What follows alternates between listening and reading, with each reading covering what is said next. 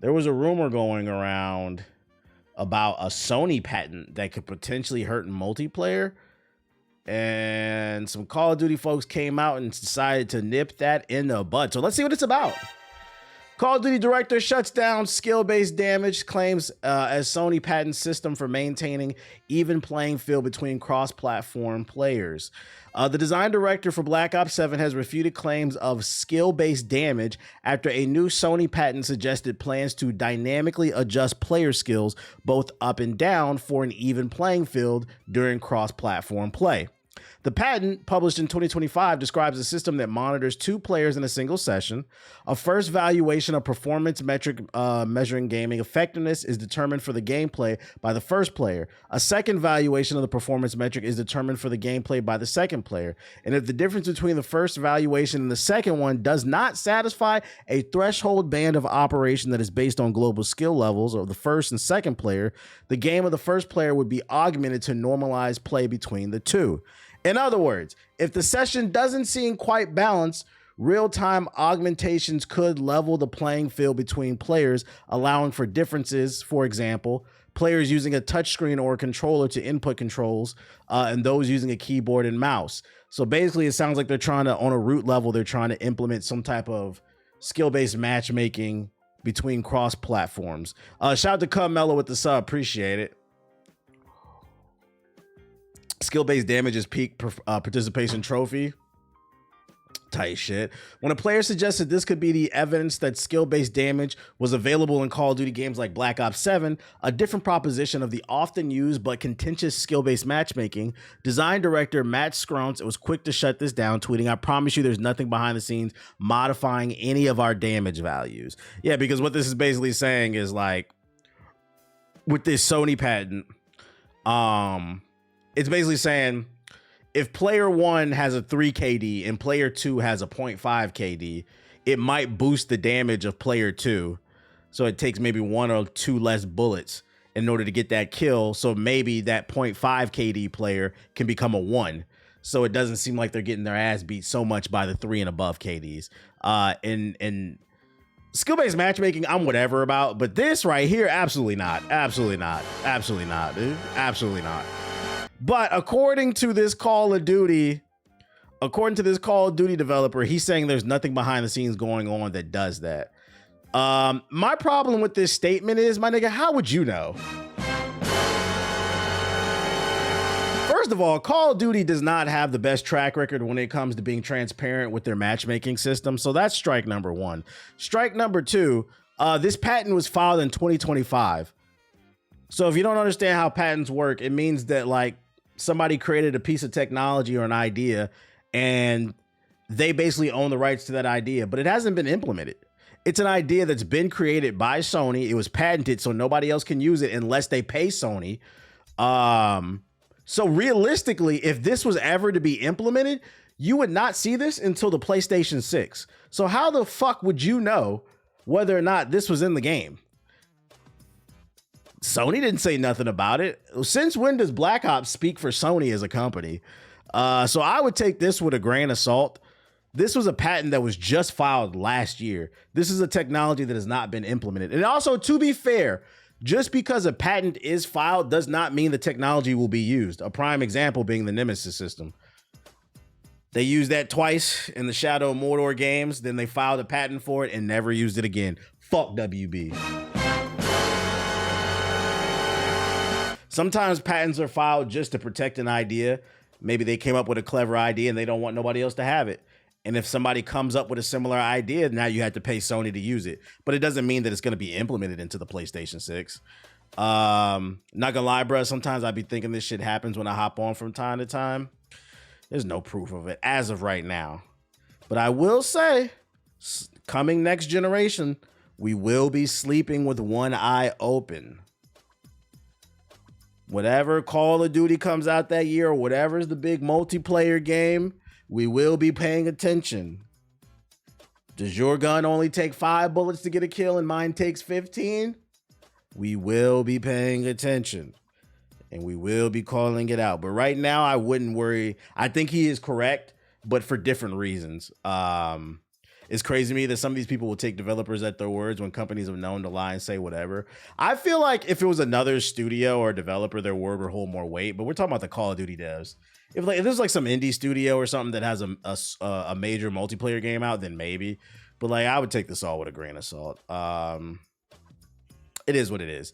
But keep an eye on it.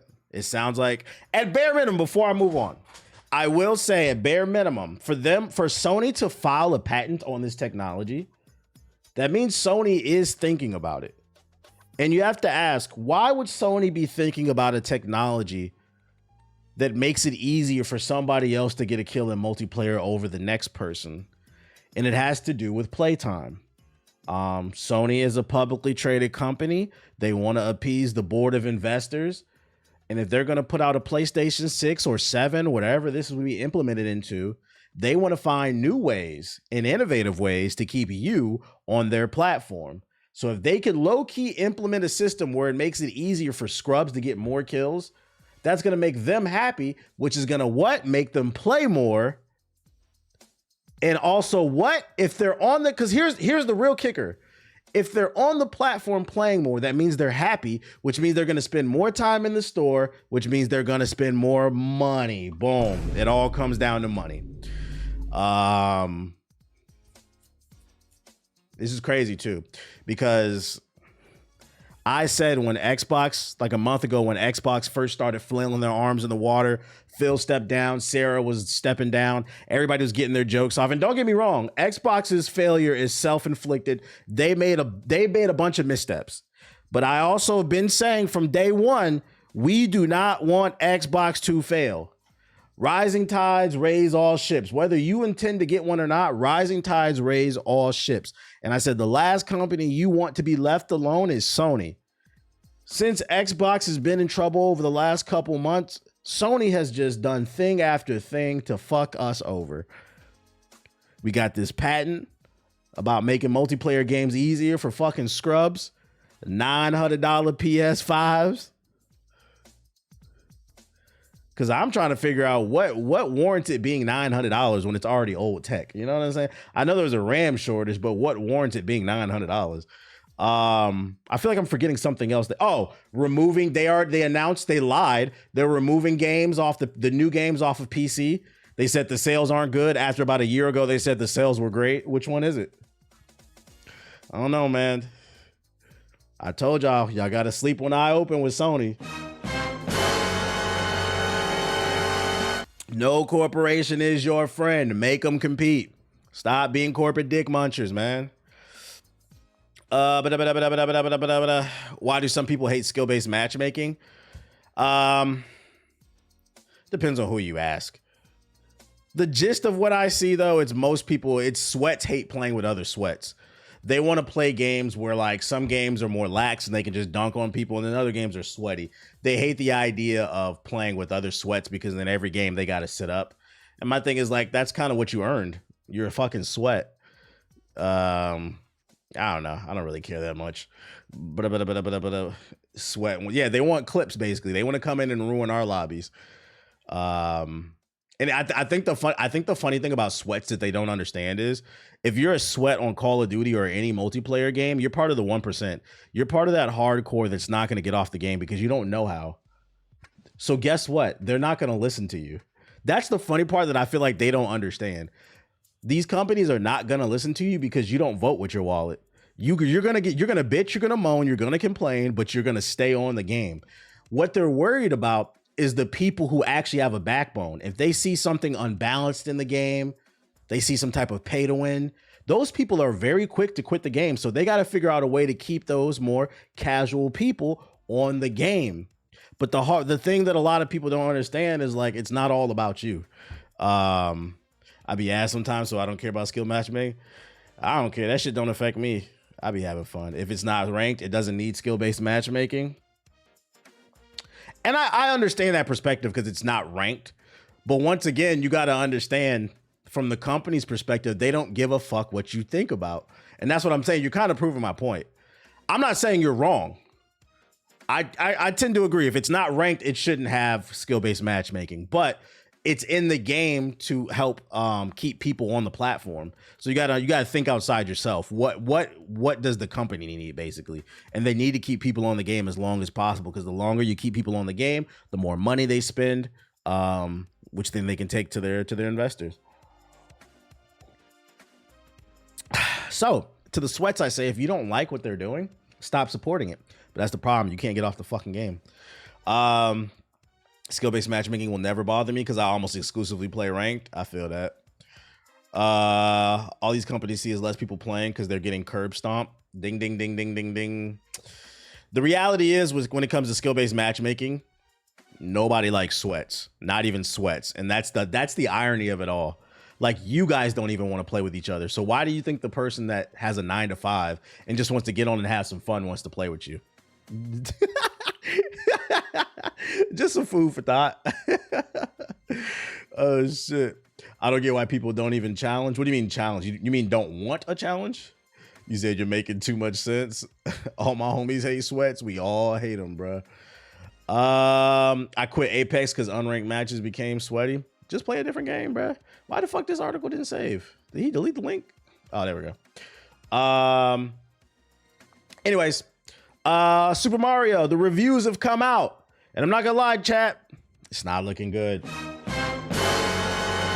Super Mario Galaxy comes out tomorrow, April 1st. Today's the 31st of March.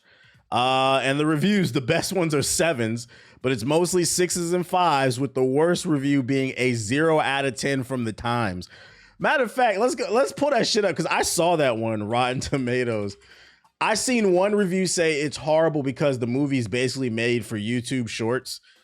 It's kind of just all over the place and like fast paced. Oh, excuse me. Let's see. How do we get to these fucking... Bro, what the fuck is this shit? Let's go to there. Let's go there. How do we go to the lowest ones? 1 second. Yeah, they're saying it's a TikTok brain rot movie, unfortunately. How do we get to the lowest ones? Like, I want to see the Times one. Top critics, all audience. They have the top ones, but... Is there a filter? I saw it on Twitter, like, people took screenshots. Let's see. 1 point. Goddamn. All critics. Yeah, Rotten Tomatoes. I'm gonna need you guys to upgrade the website. You guys don't have a fucking filter to see, like, the lowest ones.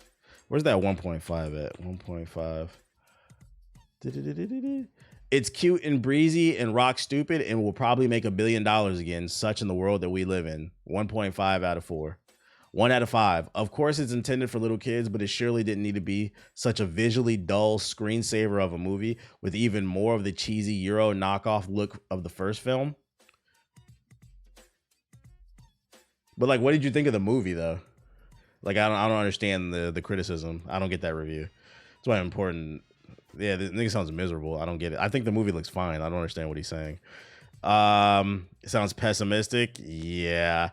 I'm gonna go see it on Thursday. I'm gonna form my own opinion. I'm praying. Don't get me wrong, if it's bad, I'm gonna say it.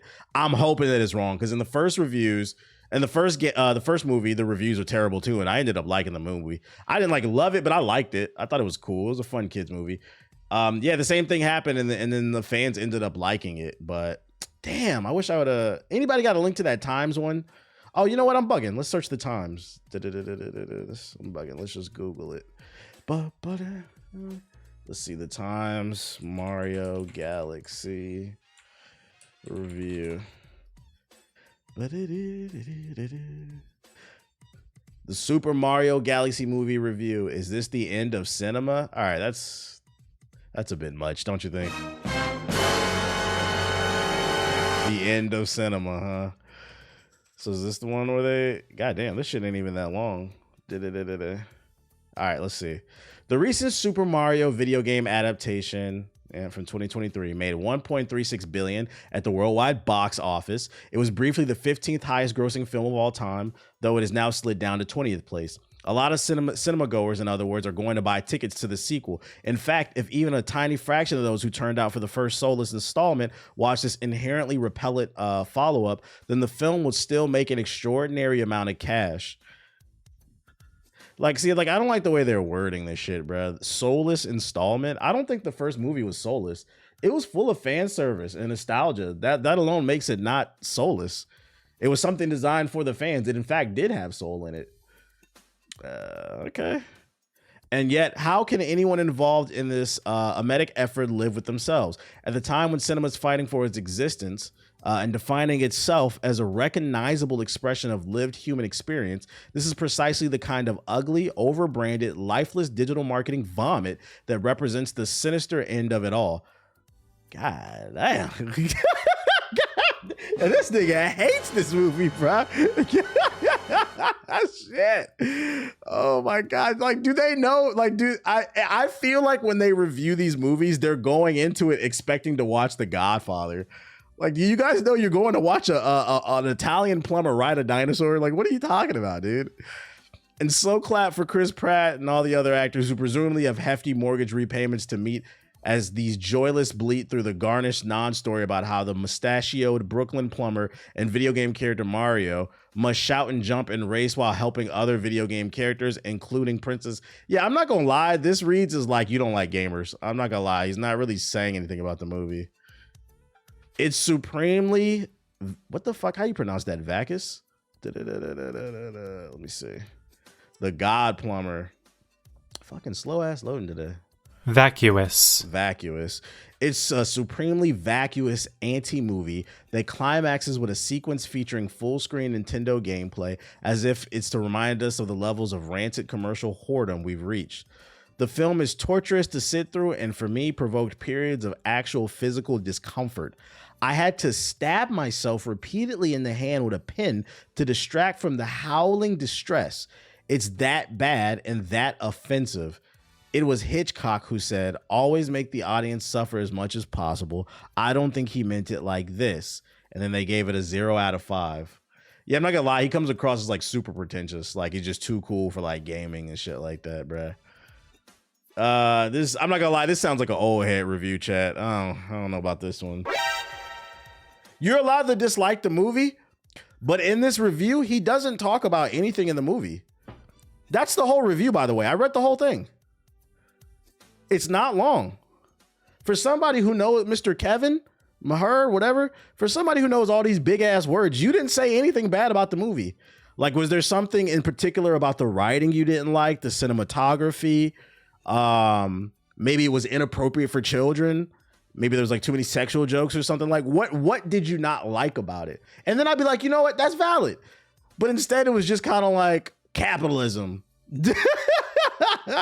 Yeah, was it unfocused? There's so many angles.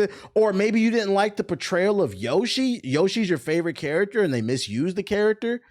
They turned Yoshi into something he's not. Like, I don't understand. Like, he literally said nothing about the movie. This is why it's important to not look at scores and actually read reviews. So I'm going to go into this movie with an open mind. I predict this will probably be like the first one. It'll be like a 6 or a 7 out of 10.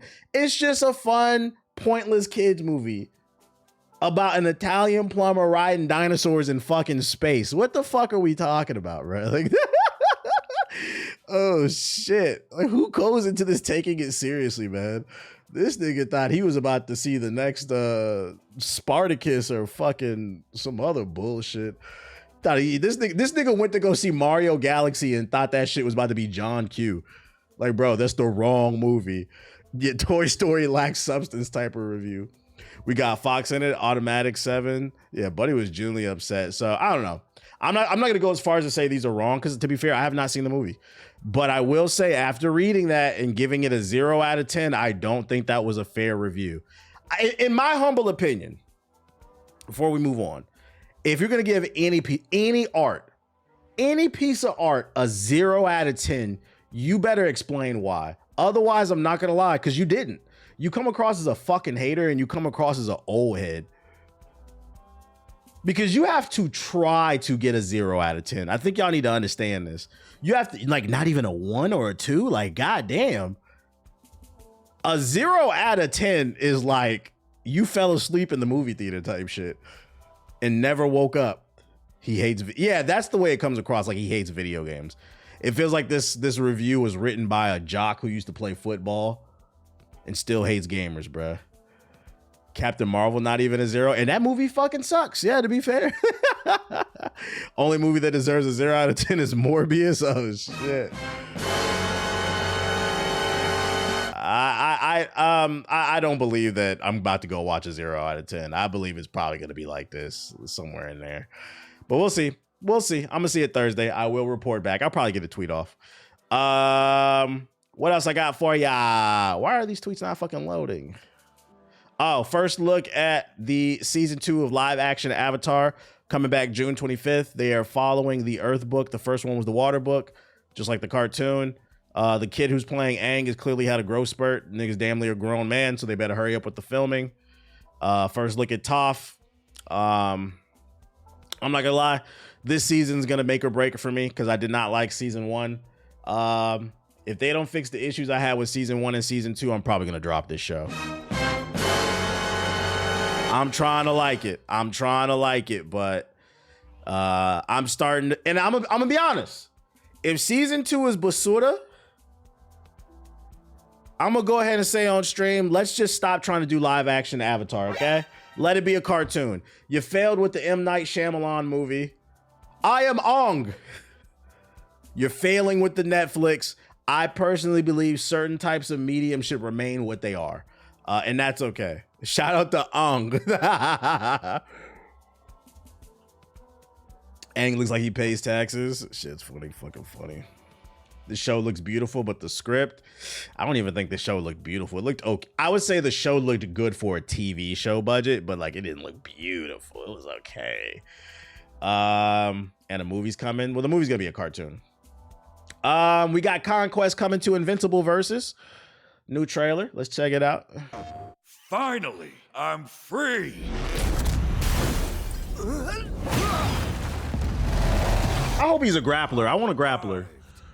I haven't seen this trailer yet. Over. There is no greater pleasure than feeling the warmth of my fist drenched in your blood. Real savage. Waking me up. He's got armor. Nothing to do now but die, boy. My turn now. Oh, he's not a grappler.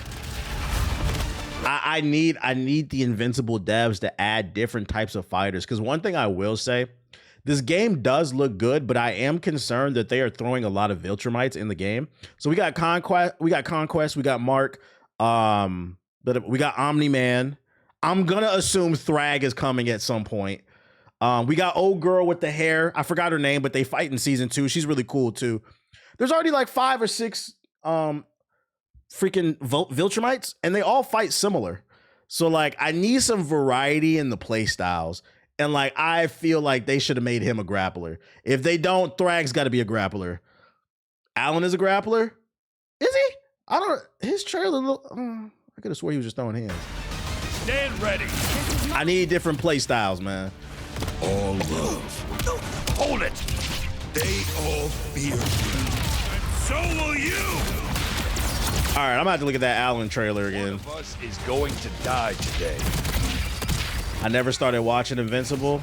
That's a shame. Invincible is fucking peak. The last episode for season 4, episode 4 was kind of mid. The best part was the ending, but the first 3 episodes of season 4, especially episode 2, that shit is fucking peak, bro. That shit is... Go watch it, bro. That shit is fucking peak, bro.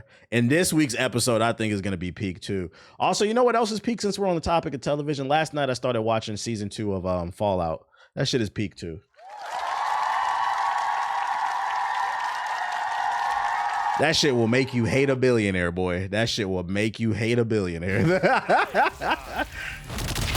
I only watched the first 2 episodes, but it's fire so far. You're almost as crazy as I am. Very good. I just started. Sentence to be a hero is gas too. To your grave, boy.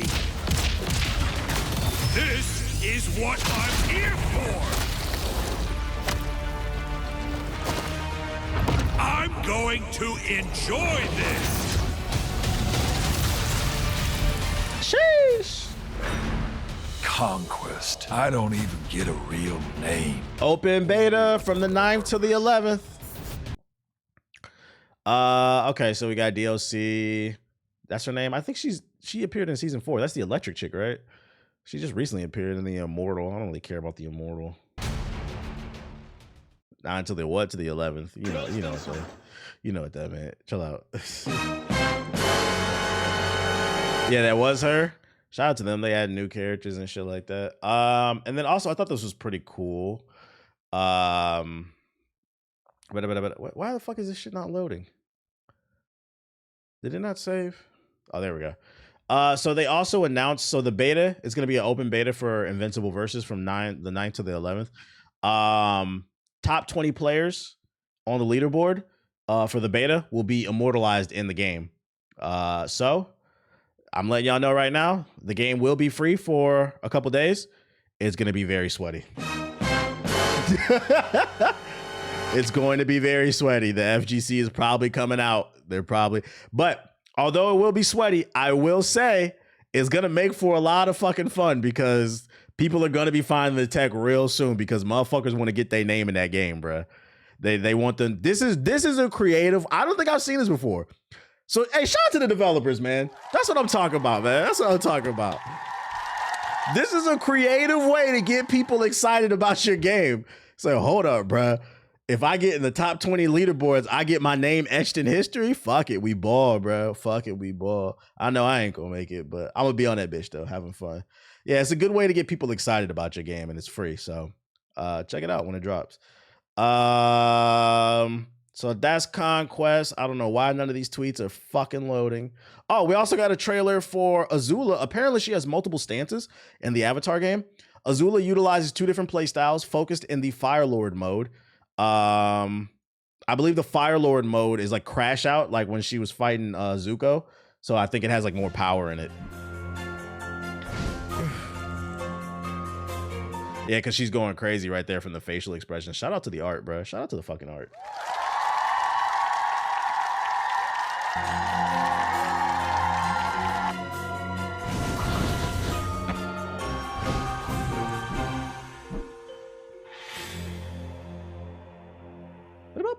I wish they would have showed the gameplay a little bit more, but if I had to take an learn how the team balances benders and non-benders in gameplay breakdown. Does it actually show her? If I had to take a wild guess, she probably does more damage, but she probably takes more damage too. Do they explain it? Yeah, here we go. Let's turn up the beat. In Avatar Legends fighting game, Azula dominates the skies with exceptional air mobility. She can weave in and out of combat using aerial movement and fire attacks to let her control space from above the battleground. Azula's struggling states of mind have been captured in 2 polarizing gameplay toolkits. In focus mode, Azula fights with a calculated precision, setting traps and controlling space with lethal attacks. A zoner, oh my lord. Nomad shit. Her movements become smoother, with many of her special abilities leaving behind oil traps that can be ignited with the flick of her wrist. She also gains access to a grounded fireball, giving her stronger space control. This is Azula of deceit, control, and composure, the poised future ruler of the Fire Nation. In Fire Lord mode, Azula abandons restraint and fully embraces chaos. Traps are replaced with raw destructive power as her movesets shift towards relentless offense. Her attacks grow significantly more powerful, her movement becomes more erratic, and several of her abilities transform entirely. For example, her standard fireball evolves to a towering wall of flame that slowly advances across the battlefield, forcing opponents to face it head on. That's fire. Like, no pun intended. Not every fighter relies on bending though, Sokka. I don't give a fuck about Sokka. Actually, no, Sokka low-key might be fire in this game, bruh. Yo, shout out to Saykon with the $10 super chat. You ever see the leaked Aang movie at Art Target put out? They revealed the antagonist. It's already on. It's not leaked. It's been all over social media, bruh. They posted it already. I know what you're talking about. I think it's played by the wrestler, right? The main villain. Sokka is a sarcastic strategist of the team out of Avatar, relying on creativity, humor, and improv. He might be like the Yamcha of the game instead of in Fighter Z. I thought he was okay. To reflect his eccentric personality, Sokka plays very differently from the rest of the cast. He can cancel many of his normal moves directly into powerful flow options, allowing players to constantly reposition and keep opponents guessing. The trade-off is that Sokka cannot chain his normals into C attacks like the other fighters, meaning players must rely on mobility, timing, and creativity to stay ahead. His arsenal includes a club, his meteorite sword, and his trusty boomerang. Instead of straightforward offense, Sokka thrives on tricky movement, unexpected positioning, and attacks that force opponents to constantly adapt. With clever tricks, unpredictable movement, and a loyal boomerang that always returns, he proves that you don't need bending to become a legend. That's fucking funny, the art.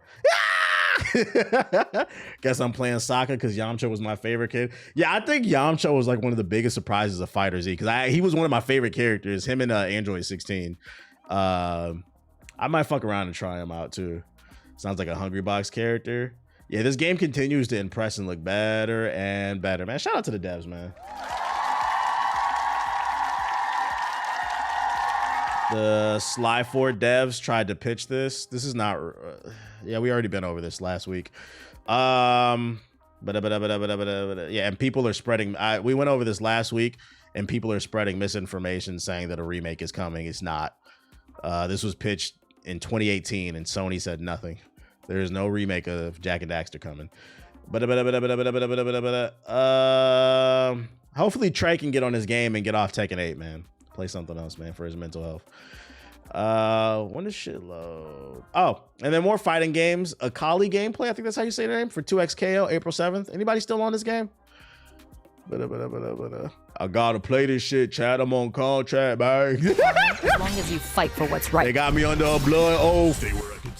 The blood oath. The Tekken 8 blood oath. Up here. My turn. You're going down. I'm not gonna lie. There's nothing about this game particularly that I would say is bad. It just doesn't interest me. You know what I mean?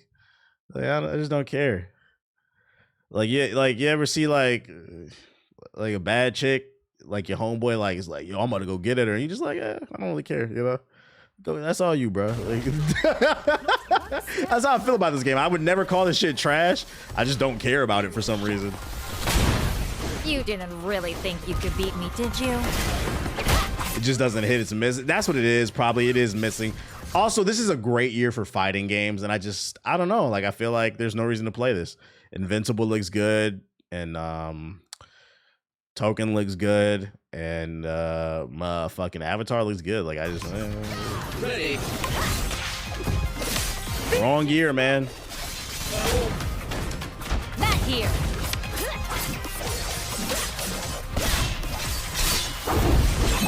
It's been a while since I had this much fun. Ready? You have no affinity to the characters, no connection. Try again. I'd argue that's a lot of people too, and I think the devs were banking on people having an affinity, a connection to these characters that come from the League of Legends fan base, and they underestimated the fact that the average League of Legends fan is a fiend that will not get off that game. Wasn't there a dude like a month ago that went viral in the League of Legends community saying that gaming is dead, there's nothing to play, and they checked his playlist and that's all he plays is League of Legends? Those people, they usually have PCs with 1080 with RTX 1080s in that bitch from fucking 20 years ago. That's all they play, bro. They have toasters. Right next time. They got PS4 PCs. They play Skullgirls. Hostiles, we're gonna have to stand our ground. You stand your ground, and I'll take care of the rest. You won't escape. This is your execution. This is your execution. Does the Arcane audience not play this game? Well, I think that's another thing they were banking on too, right? Because Arcane is a super successful show. But I think what the devs underestimated, the fact is, like, yes, Arcane attracted a lot of people to the League of Legends world. But I think a lot of people who watched Arcane and never played League of Legends, they didn't even go play League of Legends. So why did you think they were going to play the fighting game? People who like Arcane. And some of those people come from League of Legends, right? But a lot of those people were probably just scrolling on Netflix looking for something to watch. They watched it. They said it was a great show. But does that equate to they want to go play a fighting video game? Not necessarily. It's not an easy conversion because fighting games are very niche. It's one of the toughest genres to play. It requires a lot of not only hand and eye coordination, but also the concept of spacing. You got to practice a lot. So like there's no it's not like I think an easier conversion was The Last of Us. A lot of people watched that TV show for the first time, never played the games. They looked up the game and they said, "Oh, it's a third-person shooter." There's a million different third-person. It's just easier to get into third-person shooters. Find balance in depth. I'm done waiting for change. Time to act. So, like, the point I'm trying to make is, I think it was just a miscalculation on Riot's front. This game might have not needed to be made, to be honest. Does it make it bad? No, it's just, it's a tough sell. It's a tough sell. Yeah, they haven't built the audience for people to gravitate to the world of League of Legends. Arcane was good, but not enough. Not enough. Just curious, why is Black Panther trending? Hold up. Let me click it and make sure it's safe. I don't want no dick pics popping up and shit, because that's happened plenty of times. I'm gonna be honest, I don't know.